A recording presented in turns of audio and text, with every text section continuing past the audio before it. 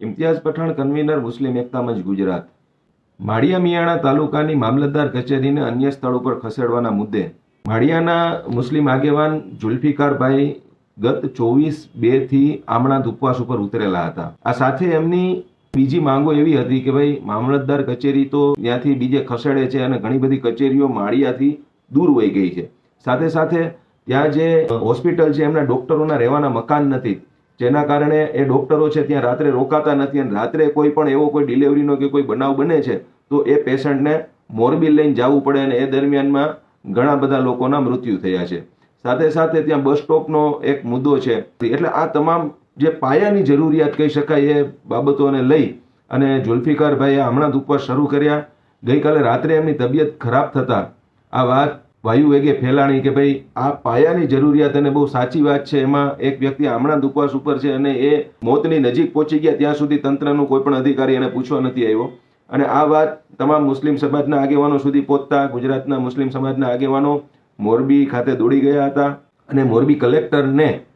આ વિષય ઉપર રજૂઆત કરી હતી કે સાહેબ આ લોકશાહી છે અને લોકશાહીની અંદર આ પ્રકારની પાયાની જરૂરિયાતો આપવી એ આપની ફરજ છે, આપના કાર્યક્ષેત્રમાં આવે છે અને આપને આ બાબતને ગંભીર લેવી જોઈએ। એક માણસ હમણાં જ ઉપવાસ ઉપર છે અને એની તબિયત એટલી બધી લથડી ગઈ કે એમને હોસ્પિટલાઇઝ કરવા પડ્યા, ત્યાં સુધી તંત્રને કોઈ વાતની જાણ નથી, એટલે આ તો બહુ ગંભીર બાબત કહેવાય। તો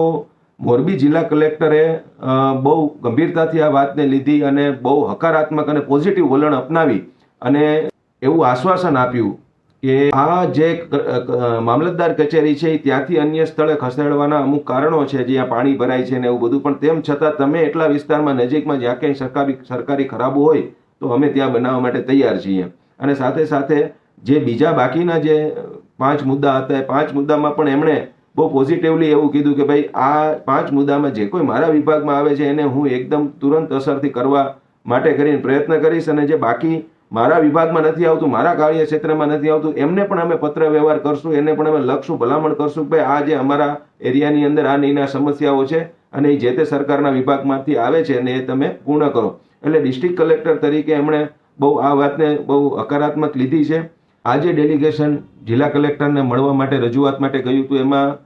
વાંકાનેરના પૂર્વ ધારાસભ્ય જાવેદ બાવા પીરજાદા, સાથે સાથે માળિયા મિયાણાના આગેવાનો, મિયાણા સમાજના આગેવાનો અને મુસ્લિમ સમાજના આગેવાનો, કોંગ્રેસ પાર્ટીના પણ મિત્રો હતા અને સાથે સાથે તમારો આ ભાઈ પણ હતો અને કલેક્ટરે બહુ પોઝિટિવલી આ વાતને લીધી છે। ત્યારબાદ અમારા દ્વારા જુલ્ફિકારભાઈની હોસ્પિટલના બિછાને મુલાકાત લેવામાં આવી, એમને સમગ્ર બાબતથી વાકેફ કરવામાં આવ્યા અને ત્યારબાદ આ ઉપવાસ આંદોલનને અહીંયા પૂરું કરવા માટે કરી અને જુલ્ફિકારભાઈએ પણ જાહેરાત કરી અને આગામી સમયમાં જો આ જે કોઈ પણ વાયદા છે, વચનો છે, એની અંદર ક્યાંય પણ સરકાર કે તંત્ર કે એના અધિકારીઓ કે કલેક્ટર શ્રી ક્યાંય પણ ઉણા ઉતરશે અથવા તો કંઈ આગુ પાછું કરશે તો ખૂબ જ મજબૂતાઈની સાથે ગુજરાતભરના મુસ્લિમ સમાજના લોકો માળિયા મિયાણાના જે મુસ્લિમ આગેવાનો છે એમની સાથે છે, મુસ્લિમ સમાજની સાથે છે અને પાયાની જરૂરિયાત માટે જે તે રીતે જે તે લેવલથી જે લડત લડવી પડતી હશે એ લડવા માટે પણ તૈયાર છે અને એકદમ કાયદા અને બંધારણમાં રહીને સંપૂર્ણપણે બહુ બારીકાઈથી એ સમગ્ર મામલે ઉચ્ચ કક્ષાએ બહુ ધારદાર રજૂઆતો કરવામાં આવશે અને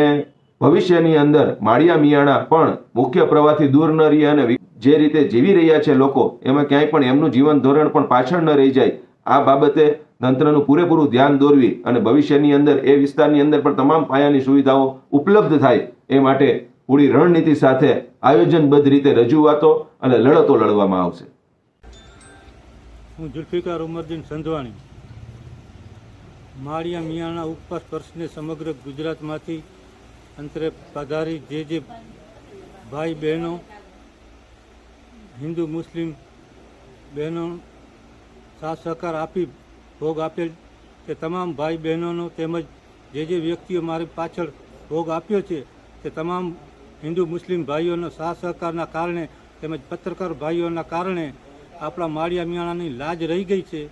તો આ તમામ ભાઈ બહેનોનો હું સાચા દિલથી હાર્દિક આભાર માનું છું।